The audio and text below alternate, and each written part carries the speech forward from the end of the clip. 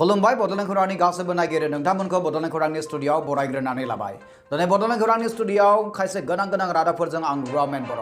दिनै गिबियावनो होनो लादों नोंथांमोननि थाखाय मोनसे राजखान्थियारि रादाब। 22 नं कक्लाबारि समस्तियाव UPPL राजखान्थि हान्जानि बिसायख'थि फोसावदिंनाय मेलाव बाहागो लानानै बुदां बल्लभ ब्रह्म बिथाङा UPPL राजखान्थि हान्जाया 22 मासि मोननानै देरहासार जागोन होननानै बुंनाय खोथाया BPF राजखान्थि हान्जाखौ हयथ' सिगिदों जानांगौ। मानोना बे बाराव UPPL राजखान्थि हान्जा BPF नि खम नङा बादिखौ नुहुरो।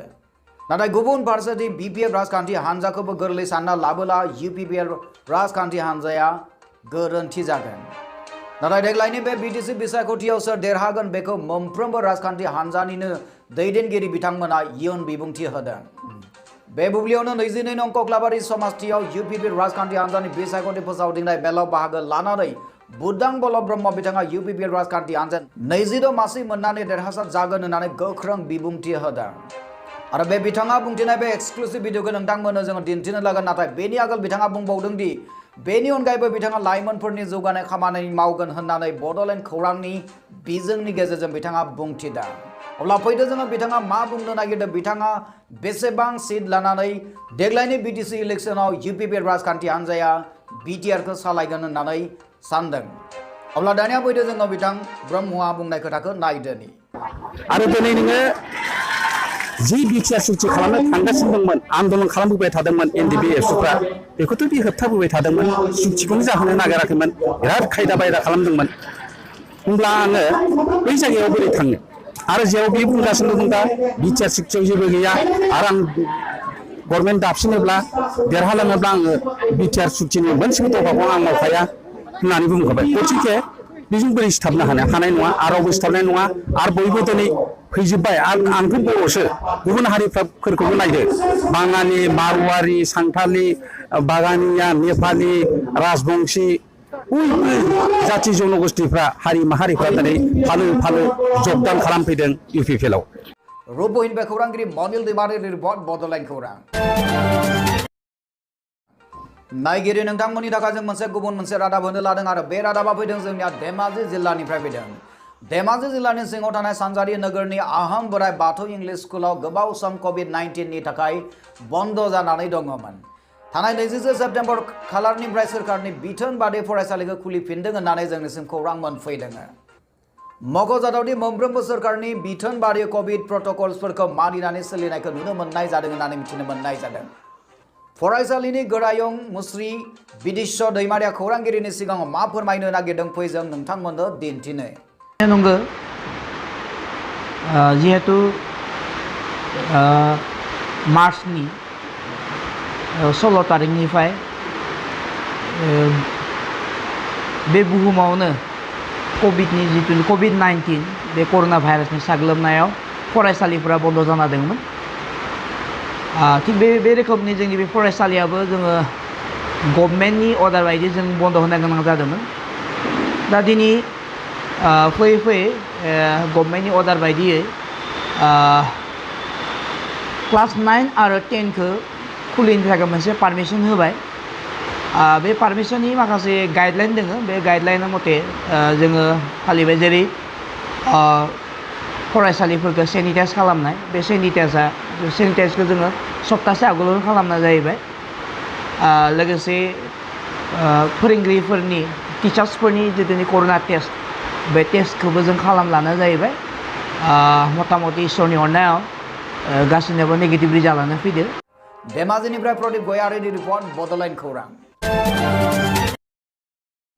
नायगिरि नोंथांमोननि थाखाय थामथि रादाब होनो लादों आरो बे थामथि रादाबा राजखान्थियारि रादाब। बे राजखान्थियारि रादाब गुदुं रादाबखौ नोंथांमोननि थाखाय होनो लानाय जाबाय।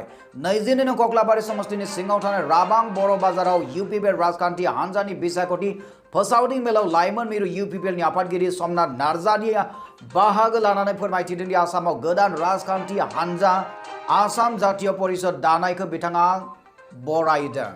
बेखौ बिथाङा बिथांमोननि थाखाय BTCआव जेबो गोहोम खोख्लैनाय नङा होननानै बिथाङा रोखा फोरमायथिनानै होदों। लोगोसे BPF राजखान्थि हान्जाया माब्लाबाबो BTCआव देग्लाय सोरखाराव फैफिननाय नङा होननानैबो बिथाङा रोखा बुंथिनानै होदों। अब्ला फैदो दानिया जोङो नायदोनि बिथां नार्जारिया मा बुंदों।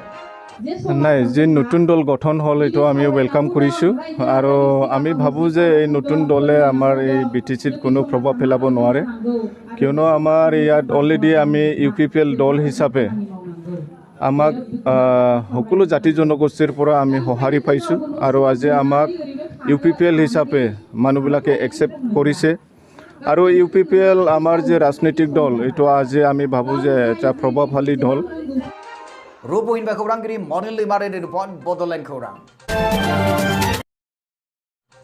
Naigiri nongtang mana BTC ni baijo tanai boroforni hal sal thasari gasibo jengna jengsibor nisoy nongtang mana montikago. Borwa boroni hengtha mane BKWAC ko dafungna huabla fin semau sargan. Begadago sarkar ko humki dong Dhemaji jilla dulare boroforaisa afada.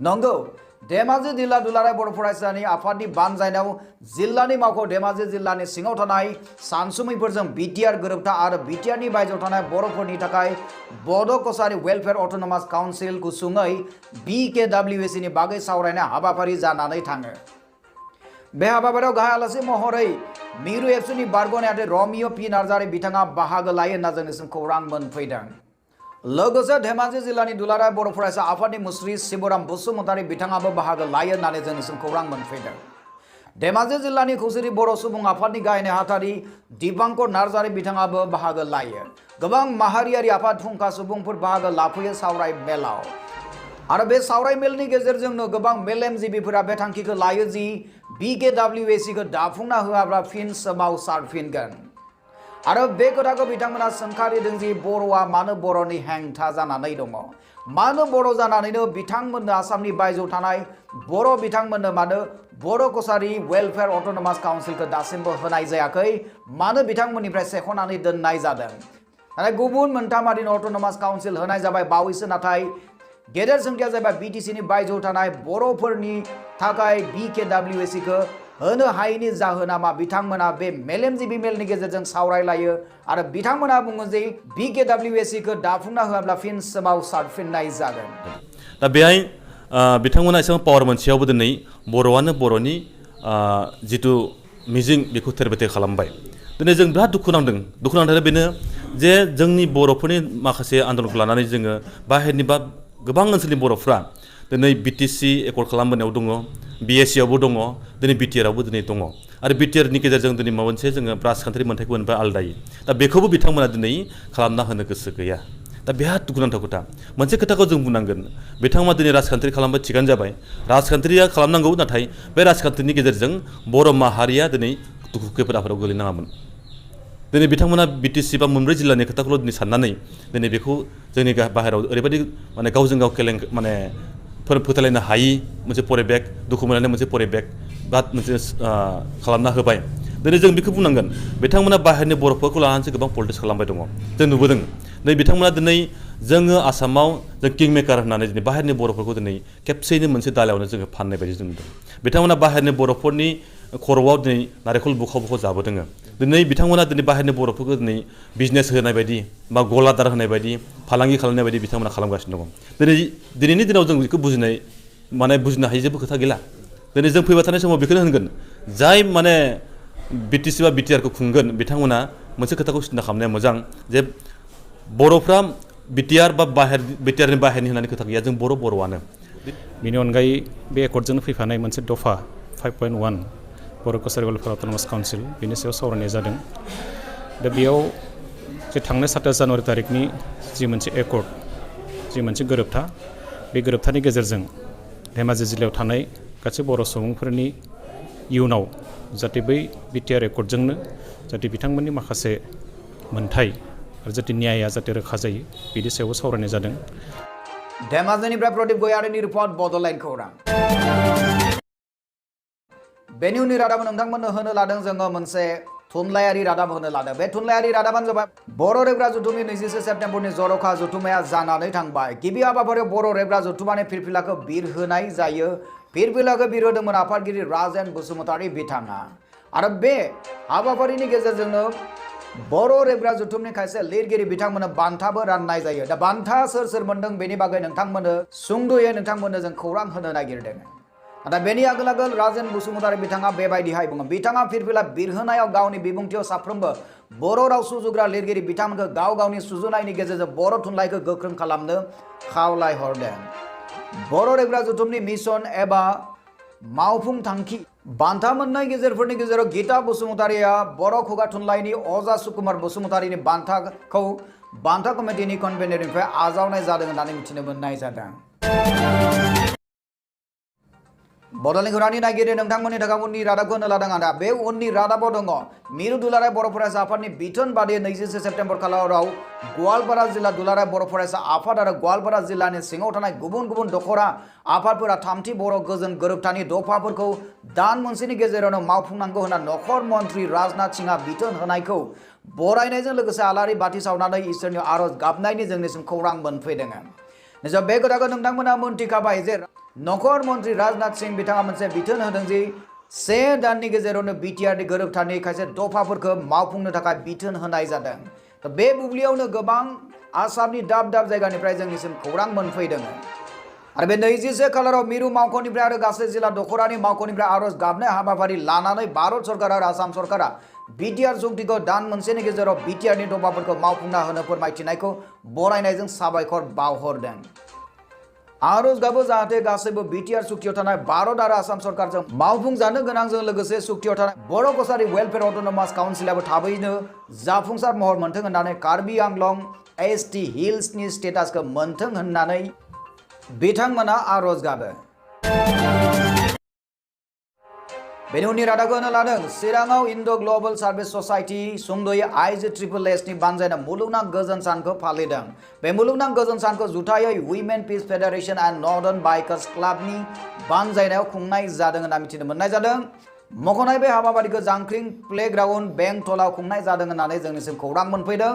दिनै बुहुमनि विश्व शान्ति दिवस दिन बेनि थाखायनो Kokrajhar Chirang women पिस फेडारेशननि फ्राय जानानै आङो president Binayashree खुजुर Basumatary दिनैनि बे दिनाव बुहुमनि बयखौबो आंनि गोजोननाय अननाय शुभेच्छा बयनोबो जासि हरग्रोबाय।